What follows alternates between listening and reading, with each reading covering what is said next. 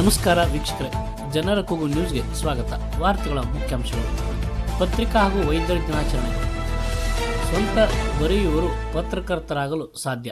SD. Ganji ಅಭಿಮತ.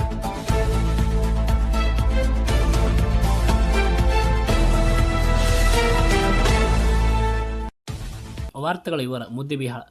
ಪತ್ರಿಕೆಗಳು ಭಾಷಾ ಸೇವೆಯನ್ನು ಮಾಡುತ್ತಿವೆ. ಪತ್ರಕರ್ತರಾಗುವವರು ಭಾಷೆಯನ್ನು ಅರ್ಥ ಮಾಡಿಕೊಳ್ಳಬೇಕು. ಬೇರೊಬ್ಬರು ಬರೆದಿದ್ದನ್ನು ಕದಿಯಬಾರದು. ಸ್ವಂತ ಬರೆಯುವವರು ಪತ್ರಕರ್ತರಾಗಲು ಸಾಧ್ಯವಿದೆ ಎಂದು ಗದಗ ಜಿಲ್ಲೆಯ ನಿವೃತ್ತ ಡಿಡಿಪಿಐ ಎಸ್.ಡಿ. ಗಾಂಜಿ ಹೇಳಿದರು. ಇನ್ನೊಬ್ಬರು ಕಾಪಿ ಬರ್ದಾರಪ್ಪ ಅಂದ್ರೆ ಅವ್ರಿಗೇನು ವ್ಯತ್ಯಾಸನೇ ಇರುವುದಿಲ್ಲ. ನಾನು ಆರಾಮದೊಳಗೆ ನನಗಿನ್ನೂ ನೌಕರಿ ಆಗಿದ್ದಿಲ್ಲ. ಆ ಟೈಮ್ನಾಗ ನಾನು ಪತ್ರಕರ್ತರ ಜೊತೆಗೆ ಇದ್ದೆ. ಇದು ಹೊತ್ತಿನಾಗ ಅವ್ರ ಜೊತೆ ಒಡನಾಟ ಎಲ್ಲ ಗೊತ್ತಾಯಿತು. ನಾನು ಬರ್ಕೊಡ್ತಿದ್ದೆ ಅವರಿಗೆ, ಅವ್ರ ಪತ್ರಿಕೆಗಳು ಹಾಕ್ಕೊಂತಿದ್ರು. ಹೀಗಾಗಿ ಅದೇನೋ ಒಂಥರ ಆಗ್ತಿರ್ತಿಲ್ಲ.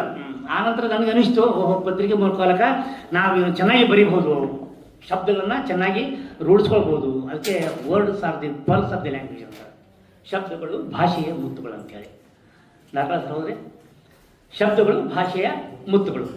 ನಾವು ಹಾಗೆ ನಮ್ಮ ಮನೆಯಲ್ಲೂ ಕೂಡ ಅಷ್ಟೇ. ಮಕ್ಕಳು ತಪ್ಪು ಬರಲಪ್ಪ ಅಂದರೆ ನಾವು ಅದನ್ನು ತಿದ್ದಬೇಕಾದ್ರೆ ಮಾಡಿಫಿಕೇಶನ್ ಮಾಡಬೇಕು. ನೀವು ಎಡಿಟಿಂಗ್ ಮಾಡ್ತಾರೆ, ಪತ್ರಕರ್ತರೆಲ್ಲರೂ ಎಡಿಟಿಂಗ್ ಮಾಡ್ತಾರೆ. ತಪ್ಪಾಗಲಾರ್ದಾಗ ಹಿಂಗಾಗಬೇಕು ಅಂತಿಕೊಂಡು.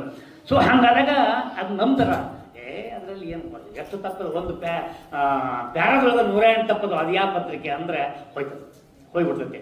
ಸೊ ಹೀಗಾಗಿ ಪತ್ರಿಕೆಗಳು ನಾಡಿನ ಸಮಾಜದ ಧ್ವನಿ ಅಂತರಂಗದ ಆಸ್ವಾದ ಅಂತ ನಾವು ಕರಿತೀವಲ್ಲ, ಶಕ್ತಿ ಅಂತ ಕರಿತೀವಲ್ಲ, ಅಷ್ಟು ಪತ್ರಿಕೆ ಇಡೀ ಜಗತ್ತನ್ನು ಬದಲಿ ಮಾಡುವಂಥವು. ನಮ್ಮನ್ನು ಬದಲಿ ಮಾಡ್ತವ, ನಮ್ಮ ಮನೆ ಕುಟುಂಬವನ್ನು ಬದಲಿ ಮಾಡ್ತವ, ಸಮಾಜವನ್ನು ಬದಲಿ ಮಾಡ್ತವೆ. ಅತಿ ಸರಳವಾಗಿರ್ತಕ್ಕಂಥ ದಾರಿಗಳು. ಪತ್ರಿಕೆಗಳು ಸಮಾಜವನ್ನು ತಿದ್ದುವಲ್ಲಿ ಅವರ ಪಾತ್ರ ಬಹಳ ಸಾಕಷ್ಟು ಗಳನ್ನು ಮಾಡ್ತಾರೆ. ಬಹುಶಃ ಇದು NEWS ನ್ಯೂಸ್ ಅನ್ನುವಂಥ ಇಂಗ್ಲೀಷ್ನೊಳಗೆ ಹೇಳ್ತೀವಿ. News north east west south, north east west south, ಪೂರ್ವ ಪಶ್ಚಿಮ ಉತ್ತರ ದಕ್ಷಿಣ 4 ದಿಕ್ಕುಗಳಿಂದ ಮತ್ತೆ ಇನ್ನೂ ಉಪದಿಕ್ಕುಗಳನ್ನು ತೊಗೊಂಡ್ರೆ ಬಂದು ಆ ದಿಕ್ಕುಗಳ ಮೂಲಕ ಏನು ವಿಷಯ ಬರ್ತೈತಿ ಅದರಿಂದ ನ್ಯೂಸ್ ಅಂತ ಹೇಳಿ ಅದು ಕಲೆಕ್ಟ್ ಆಯಿತು. ನಾವು ನ್ಯೂಸ್ ಅಂದ್ಬಿಡ್ದು ಕರೆಕ್ಟಾಗಿ, ಆದ್ರೆ ಭಾಳ ವಿದ್ಯಾರ್ಥಿಗಳಿಗೆ ಗೊತ್ತಾಗಲ್ಲ ನ್ಯೂಸ್ ಅಂದ್ರೆ ಏನು ಅಂತೇಳಿ. ನಾರ್ತ್ ಈಸ್ಟ್ ವೆಸ್ಟ್ ಸೌತ್ ಮುಖಾಂತರ ಬರ್ತಕ್ಕಂಥ ಸುದ್ದಿಯನ್ನು, ವಿಷಯವನ್ನು ನಾವು ನ್ಯೂಸ್, ಸಮಾಚಾರ ಅಂತ ನಾವು ಹೇಳ್ತೀವಿ.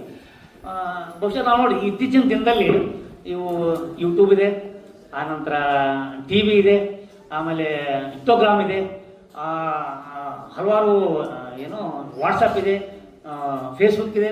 ಇವುಗಳ ಮುಖಾಂತರ ನಾವು ಸಾಕಷ್ಟು ಅವುಗಳನ್ನು ನೋಡ್ತೀವಿ. ಕೆಲವು ಜನ ಪತ್ರಿಕೆಯನ್ನು ಓದೋದೇ ಇಲ್ಲ. ಬಹುಶಃ ನಿಮ್ಗೆ ಅನಿಸುತ್ತೆ ಇಲ್ಲ ಗೊತ್ತಿಲ್ಲ, ಮನೆಗೆ ಪತ್ರಿಕೆ ಬರ್ತೈತಿ. ಎದಕ್ಕಪ್ಪ ಅಂದ್ರೆ ಪ್ರಶ್ನೆ ಸಂಬಂಧ ಓದೋದಿಲ್ಲ. 5 ರೂಪಾಯಿ 6 ರೂಪಾಯಿ ಖರ್ಚು ಮಾಡ್ತೀವಿ, ಆದ್ರೆ ಅದನ್ನು ಯಾರು ಓದಾಗಲ್ಲ. Then what is the use of it? ಉಪಯೋಗ ಆಗೋದಿಲ್ಲ. ಇನ್ನು ಕೆಲವು ಮಂದಿ ಪತ್ರಿಕೆ ತೊಗೊಳೋದಲ್ಲ. ಪತ್ರಿಕೆ ಯಾರು ತೊಗೊಂಡಿರ್ತಾರೆ ಫಸ್ಟ್ ನೋಡ್ತೀವಿ. ಯಾರೋ ಪತ್ರಿಕೆ ತೊಗೊಂಡಿರ್ತಾರೆ, ನಾವು ಹೊಣಿಕೆ ಹಾಕ್ತೀವಿ ಹಿಂಗೆ ನೋಡ್ಕೊಂತ. ಅವ ಹಿಂಗೆ ತೋರ್ಸಾಗಲ್ಲ, ಹಿಂಗೆ ಎಷ್ಟು ಅಪಮಾನ ಅಲ್ಲ ಅದು. Question of 5 rupees. ನಾವು ದಯಮಾಡಿ ಪತ್ರಿಕೆಯನ್ನು ತೊಗೊಂಡು ಓದ್ಕೊಂಡ್ರಪ್ಪ ಅಂದ್ರೆ ಬರೆದವ್ರಿಗೆ ಖುಷಿ ಆಗುತ್ತೆ, ಹಂಚಿದವ್ರಿಗೂ ಖುಷಿ ಆಗುತ್ತೆ, ಪತ್ರಿಕಾ ಉದ್ಯಮಗಳಿಗೂ ಖುಷಿ ಆಗ್ತೈತಿ, ಹಾಗೂ ಓದೋರಿಗೂ ಖುಷಿ ಆಗುತ್ತೆ. ನಮ್ಮ ಭಾಷೆ ಬೆಳವಣಿಗೆ ಆಗ್ತೈತಿ.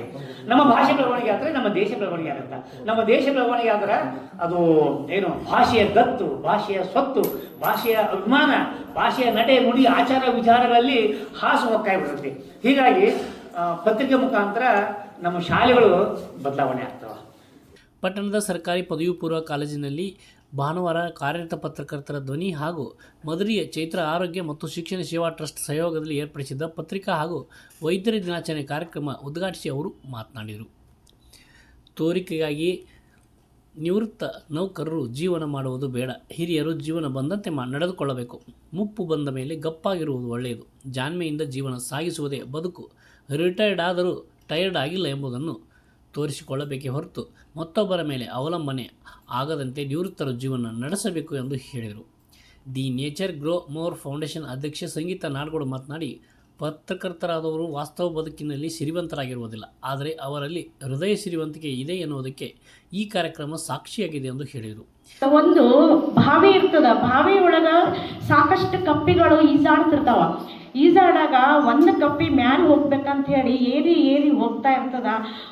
ನಾನು ಹೋಗ್ತಾ ಕೆಳಗಡೆ ಬೀಳ್ತಾನೆ ಇರ್ತೈತಿ. ಅದು ಮತ್ತೆ ಹೋಗ್ತಾ ಬೀಳುತ್ತಾ ಆದ್ರೆ ಮೇಲಿದ್ದೆ ಕೆಳಗಿದ್ದಂಥ ಕಪ್ಪಿಗಳು ಏನು ಹೇಳ್ದೆ, ಅಯ್ಯೋ ಬಿದ್ದು ಸತ್ತೋಗ್ತೀಯ, ಹೋಗ್ಬೇಡಪ್ಪ ನೀನು, ಬಿಟ್ಬಿಡು, ಏರದೇ ಬಿಟ್ಬಿಡು ನೀನು, ಅಲ್ಲೇ ಬಾಯಲ್ಲೇ ಈಜಾಡು ಅನ್ನ. ಅದು ಹಂಗೆ ಸುಮ್ಮನೆ ಏರಿ ಏರಿ ದಡ ಸೇರಿ ಮೇಲ್ ಕಡೆ ಕೂಡುತ್ತೆ. ಆದರೆ ಅವ ಬೇರೆಯವ್ರು ಹೇಳಿದ್ದು ಕೇಳಿಲ್ಲ, ತನ್ನ ಸಾಧನೆಯನ್ನು ತಾನು ಮುಂದುವರಿಸ್ದ. ಯಾಕೆ ಮುಂದುವರಿಸ್ದ?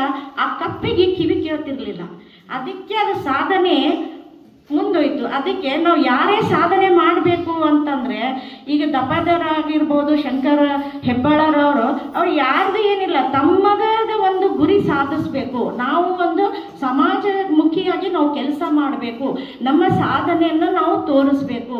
ನಾನು ಒಳ್ಳೆ ಪತ್ರಿಕಾ ಉದ್ಯೋಗವಾಗಿದ್ದೀವಿ, ಪತ್ರಿಕಾ ಮಾಧ್ಯಮದವರಿದ್ದೀವಿ, ಪತ್ರಿಕಾ ಮಾಧ್ಯಮರಿಗೆ ಒಂದು ಗೌರವ ಸಲ್ಲಿಸಬೇಕು ಅನ್ನುವಂಥ ನಿಟ್ಟಿನಲ್ಲಿ ಅವರು ಪ್ರತಿ ವರ್ಷ ತಮ್ಮದೇ ಆದ ಒಂದು ವ್ಯಕ್ತಿತ್ವವನ್ನು ಗುರುತಿಸ್ಕೊಳ್ತಾ ಇದ್ದಾರಲ್ಲ. ನಾನು ನಿಜವಾದ ದಪ್ಪೇದಾರವರಿಗೆ ಆಗಲಿ, ಒಂದು ಶಂಕರ ಹೆಬ್ಬಾಳರವರಿಗೆ ಒಂದು ನಾನು ಎಲ್ಲ ಸಮಾಜಮುಖಿ ಪರವಾಗಿ ನಾನು ಧನ್ಯವಾದ ಹೇಳುತ್ತಾ ನಾನು ಎರಡು ಮಾತುಗಳನ್ನು ಮುಗಿಸ್ತೇನೆ. ದಿವ್ಯ ಸಾನ್ನಿಧ್ಯ ವಹಿಸಿದ ಹುಣಗುಂದ ಮುದ್ದೇಬೇಳ ಗಚ್ಚಿನ ಮಠ ಹೊಸ ಮಠದ ಅಮರೇಶ್ವರ ದೇವರು ಮಾತನಾಡಿ, ಪತ್ರಿಕೆಗಳಿಂದ ಸಾಮಾಜಿಕ ಬದಲಾವಣೆ ಸಾಧ್ಯವಿದೆ. ಆರೋಗ್ಯ ಶಿಬಿರದ ಮೂಲಕ ಸಮಾಜಮುಖಿ ಕಾರ್ಯಕ್ರಮ ಪತ್ರಕರ್ತರು ಏರ್ಪಡಿಸಿರುವುದು ಪ್ರಶಂಸನಾರ್ಹ ಕಾರ್ಯ ಎಂದರು. ಪತ್ರಿಕೆಯಲ್ಲಿ ಬರೀಬೇಕು ಅಂದ್ರೆ ಸತ್ಯವನ್ನೇ ಬರೀಬೇಕು. ಅದು ಎಷ್ಟೇ ಒತ್ತಡ ಇರಲಿ, ಏನೇ ಇರಲಿ, ಎಂತ ದೊಡ್ಡ ಅಧಿಕಾರಿ ಇರಲಿ, ಅವ್ ಏನ್ ಮಾಡಬೇಕು ಅಂತಂದ್ರ ಅವರೆಷ್ಟು ಒಂದು ಕೆಲಸ ಮಾಡಿರ್ತಾರ ಅದಷ್ಟೇ ಬರೀಬೇಕು. ನಾವು ಅದನ್ನ ಬಿಟ್ಟು ಒಂದ್ ಸ್ವಲ್ಪ ಹೆಚ್ಚಿಗೆ ಬರಿಬಾರ್ದು, ಕಡಿಮೆ ಬರಿಬಾರ್ದು. ಯಾಕೆ ಅಂತಂದ್ರ ಅವರೆಷ್ಟು ಕಾರ್ಯ ಮಾಡಿರ್ತಾರೆ ಅಷ್ಟು ಕಾರ್ಯಕ್ಷಮತೆಯೊಳಗೆ ಬರೀಬೇಕು ನಾವು. ಅವಾಗ ಮಾತ್ರ ಪತ್ರಕರ್ತಿಗೆ ಒಂದು ಬೆಲೆ ಮತ್ತು ಅವ್ರು ಇರುವಂತ ಒಂದು ಗೌರವ ಹೆಚ್ಚಾಗುತ್ತಾ. ಆ ರೀತಿಯೊಳಗ ಇವತ್ತು ನಮ್ಮ ಅಣ್ಣಾರು ಬಹಳ ಅದ್ಭುತವಾಗಿ ಮಾತಾಡಿದ್ರು. ಯಾಕಂತಂದ್ರ ನಾವು ಹೆಂಗ್ ಇರ್ಬೇಕು, ಹೆಂಗ್ ನಡೆಸ್ಬೇಕು ಅಂತ ತಿಳ್ಕೊಂಡು ಬಹಳ ಅವ್ರ ಮಾತುಗಳು ಬಹಳ ಅದ್ಭುತವಾಗಿ ಮಾತಾಡ್ಕೊಂಡ್ ಬಂದ್ರೆ. ಯಾಕಂತಂದ್ರ ನಾವ್ ನಿರೂಪಣೆ ಮಾಡೋರು ಅವ್ರು ಹೇಳ್ಕೊಂಡ್ ಏನು ಅಂತಂದ್ರ, ಅವ್ರ ಮಾತಾಡುವಾಗ ಒಂದ್ ಸ್ವಲ್ಪ ಶಬ್ದ ಆದ್ರೂ ಕೂಡ ಕೇಳ್ತಿದ್ವು ಅನ್ನೋದು ಮಾತನ್ನ ಹೇಳಿದ್ರು ಅಂತಂದಾಗ ಅವ್ರ ಮಾತು ಅಷ್ಟೆಲ್ಲ ಬಹಳ ಚೆನ್ನಾಗಿ ಕೇಳ್ತಾ ಇತ್ತು. ಹಾಗಾಗಿ ನಾವು ಏನ್ ಮಾಡ್ಬೇಕು ಅಂತಂದ್ರ ಅದನ್ನ ಒಂದೊಂದೇ ಹಂತವಾಗಿ ನಾವು ಮನೆಯಲ್ಲಿ ಅನುಸರಿಸ್ಕೊಂಡು ಹೋದಾಗ ಮಾತ್ರ ಸ್ವಲ್ಪ ನಮ್ಮಲ್ಲಿ ನಾವು ಯಾವಾಗ ನಾವು ಒಂದು ಹೆಚ್ಚನ್ನ ಹೇಳಿದ್ರಲ್ಲ, ರಿಟೈರ್ಡ್ ಆದಾಗ ನಾವು ಟೈರ್ಡ್ ಆಗ್ಬಾರ್ದು ಅಂತ ಹೇಳ್ತಲ್ಲ, ಹಂಗ ನಾವು ಯಾವುದೇ ರೀತಿ ಉತ್ಸಾಹ ಕಡಿಮೆ ಮಾಡ್ಕೊಳ್ಳಾರದೆ ಎಲ್ಲಾರು ಕೂಡ ಉತ್ಸಾಹ ಇದ್ದಾಗ ಮಾತ್ರ ನಾವು ಬದುಕು ಸುಂದರವಾಗಿ ಸಾಧ್ಯ ಆಗತ್ತ. ಅಂತ ಕೆಲಸ ಇರ್ತಲ್ಲ. ಒಂದು ಪತ್ರಕರ್ತರ ಧ್ವನಿ ಈ ಕಾರ್ಯಕ್ರಮ ಹಮ್ಮಿಕೊಂಡಿದೆ ಅಂತಂದ್ರ ತಪ್ಪಾಗ್ಲಿಕ್ಕಿಲ್ಲ. ಇನ್ನೊಂದು ವಿಶೇಷ ಏನು ಅಂತಂದ್ರ, ಈ ಒಂದು ಕಾರ್ಯಕ್ರಮದ ಸಹಯೋಗ ಯಾರು ಮಾಡಿದ್ರ ಚೈತ್ರ ಆರೋಗ್ಯ ಮತ್ತು ಶಿಕ್ಷಣ ಸೇವಾ ಟ್ರಸ್ಟ್. ಯಾಕಂತಂದ್ರ ಅವ್ರ ಅಣ್ಣಾರು ಮಾತಾಡುವಾಗ ಅವ್ರು ಹೇಳಿದ್ರು ಏನು ಅಂತಂದ್ರ, ನಮ್ಮದು ಸಣ್ಣದು ಅಂತ ಹೇಳ್ಕೊಂಡ್ ಬಂದ್ರು.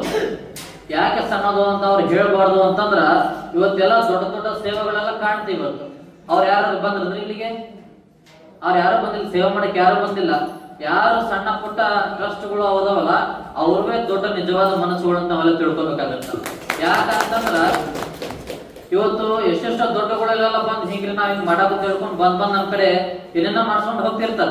ಆದ್ರ ಇವತ್ತು ಸಣ್ಣ ಪುಟ್ಟ ಒಂದು ಸೇವಾ ಆಶ್ರಮಗಳು ಇರ್ತಾವಲ್ಲ, ಸಣ್ಣ ಪುಟ್ಟ ತಪಾಸಣೆಗಳು ಇರ್ತಾವ, ಅವೆಲ್ಲ ಒಂದಿಷ್ಟು ಸಣ್ಣ ಪುಟ್ಟ ಕಾರ್ಯಕ್ರಮಗಳ ಮುಂದೆ ದೊಡ್ಡವಾಗುವಂತ ಹೋಗ್ತಾವ.